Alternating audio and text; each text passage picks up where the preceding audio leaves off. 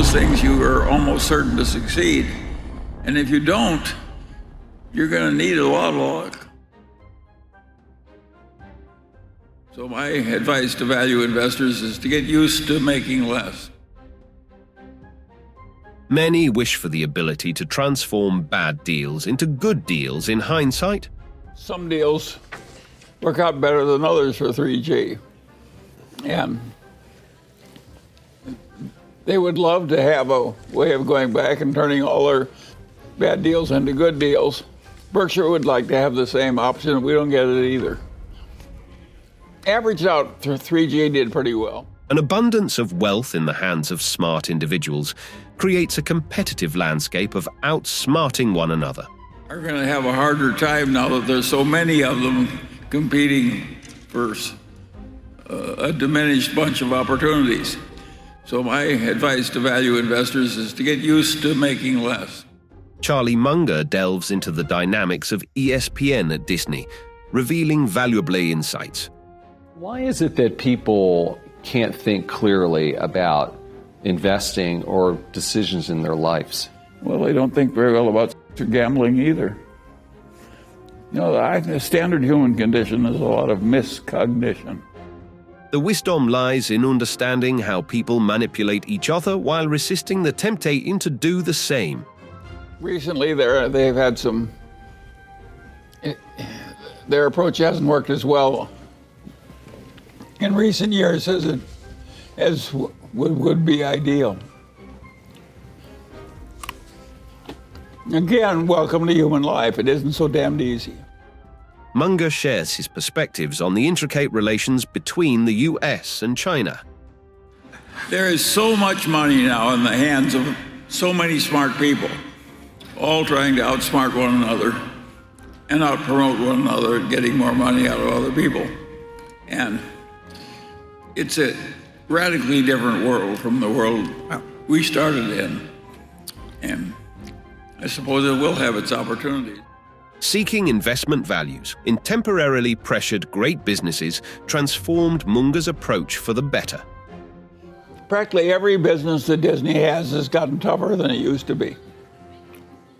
Again, welcome to human life. Think of how Disney once owned the world. Lion King was running a long run on the theater district in New York. They went from triumph to triumph, marching. All of a sudden, on practically every front, it's more difficult. This is what happens. Imagine Kodak, which totally dominated photography in the world. And they invented this new technology. Kodak wiped out its common shareholders. Do you think Disney's headed down the same path, or you think that they'll be able to pivot? I mean, I know you followed the company closely. I think Disney has a lot of assets in it, but yeah, it's unpleasant to have something. How would you like running the sports ESPN now at Disney compared to its heyday? It's going to be way harder for them. the stock's up this year. Movies look to me like it's going to be a bloodbath too. So it's not a bit easy.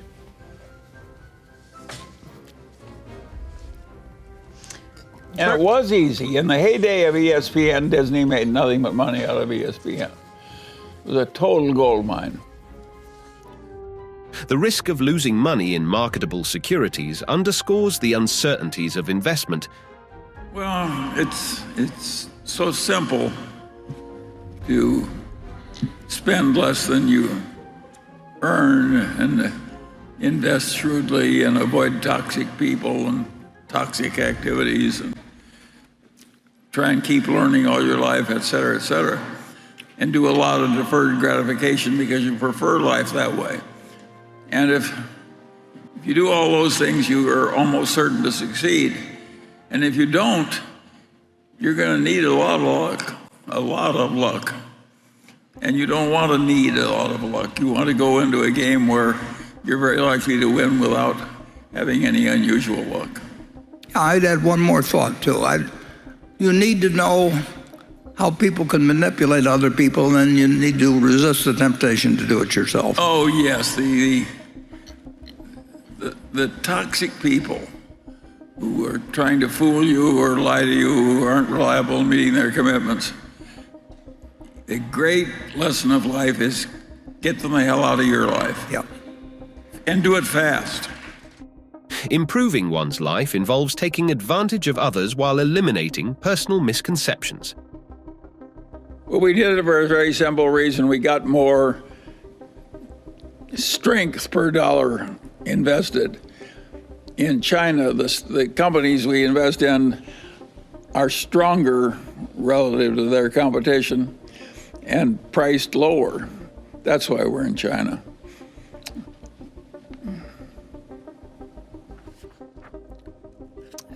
This one came in from Wasim. He said, although the financials seem strong, do the political pressures from the Chinese government worry you at all? Well, the Chinese government is worrying all the capitalists in the world way more than it used to. And of course we don't like that. And we wish that China and the United States got along better. And if you stop to think about it, think of how massively stupid both China and the United States have been to allow the existing tensions to arise. What bad is ever going to happen to China or the United States if we two are close? If we make good friends out of the Chinese and vice versa, who in the hell is ever going to bother us? Of course we should make friends with China. And of course we should learn to get along with people who have a different system of government. We like our government because we're used to it and it has advantages of personal freedom. China could never have handled its life with a government like ours. They wouldn't be in the position they're in. They had to prevent 500 million or 600 million people from being born in China. High IQ individuals sometimes overestimate their intelligence, becoming potentially hazardous. Well, it was perfectly obvious, and he'd made so much money in the other technique that it was hard for him to leave something that had worked so well. But it was not going to scale. So when he started looking for investment values in great businesses that were temporarily under pressure, it changed everything for the better. Now we could scale up to the big time. Are Apple and Amazon technology companies, or are they brand companies? Both.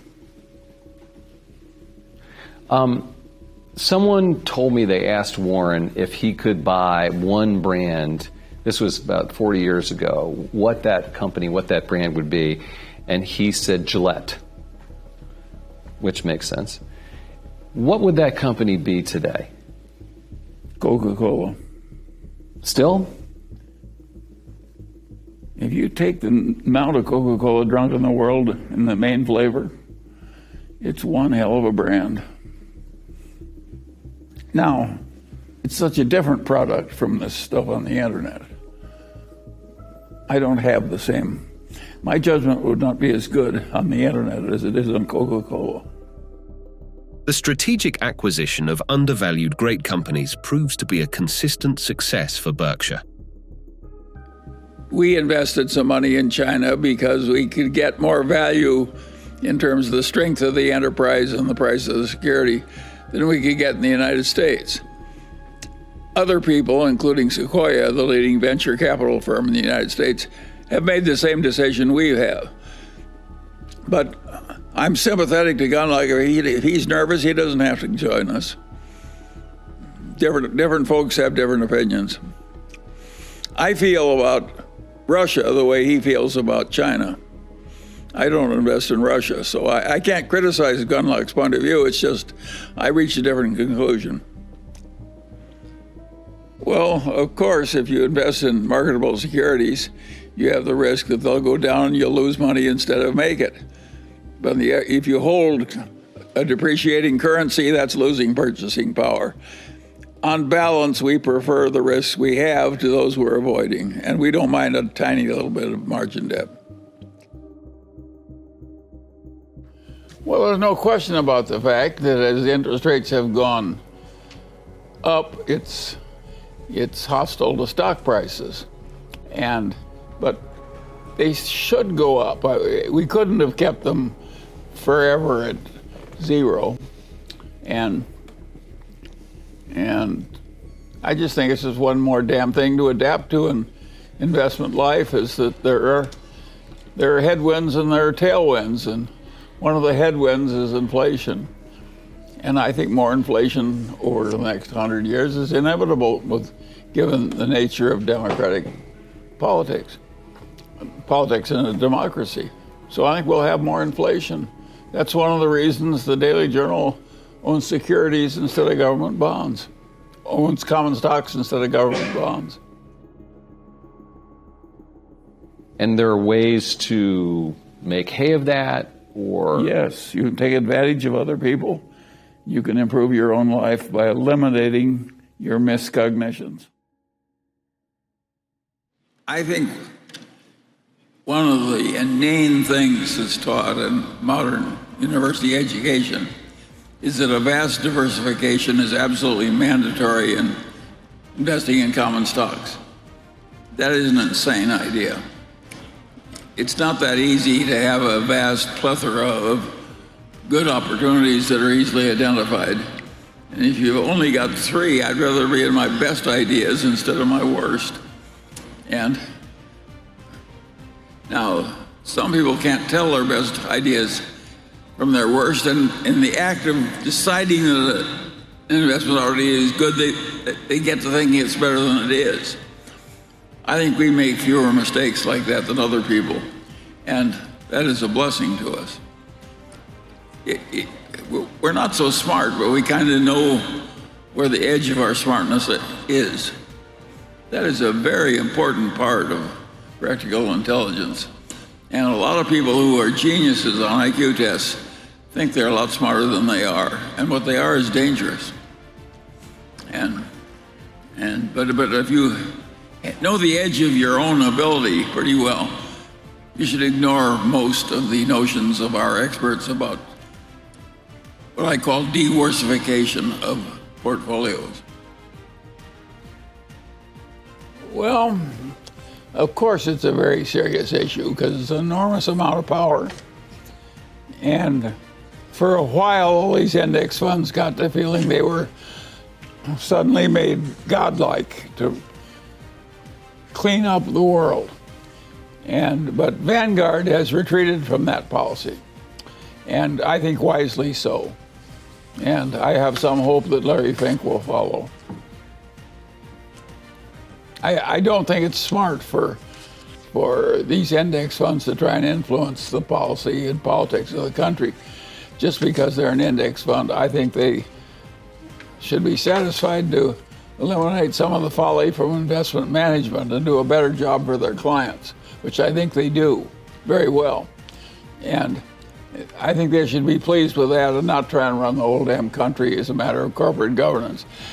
I have no feeling that anybody at Vanguard or Larry Fink's operation has any special genius at how American corporations ought to be run. And to the extent they ask Berkshire to do this or that, I wish they'd stop. Ask Berkshire to do what? To follow their guidance? Yeah. I'm just not interested in their views as to how Berkshire should behave. Yeah, one of the really interesting things about Ben Graham, he was a really gifted teacher, a very honorable profession. And that is what has lasted. However, an interesting fact that he was sheepish about in his old age was that more than half of all the investment return that Ben Graham made in his whole life came from one stock, one growth stock, Geico, Berkshire's subsidiary. And he at the time he operated, there were a lot of sort of lousy companies that were too cheap, and you could make a little money floating from one to another. But the big money he made was one growth stock. Buying one undervalued great company is a very good thing, as Berkshire has found out again and again and again.